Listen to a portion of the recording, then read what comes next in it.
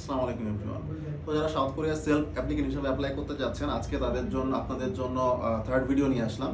আমরা বিগত যদি ভিডিওগুলো দেখে থাকেন আপনারা জেনেছেন যে আমরা পুরো ডকুমেন্টেশনটাকে আমরা 4টি ভাগে ভাগ করেছি।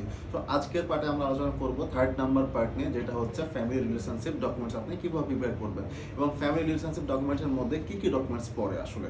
সো ফ্যামিলি বলতে আমরা আমরা আমরা সাউথ কোরিয়াতে যে ডকুমেন্টসটা বোঝাই সেটা হচ্ছে বাবা মার ডকুমেন্টস। সো বিষয়টা কি, ফ্যামিলি ডকুমেন্টের মধ্যে আপনার আছে হচ্ছে বাবা মার এনআইডি এবং অবশ্যই আপনার ফ্যামিলি রিলেশনশিপ সার্টিফিকেট।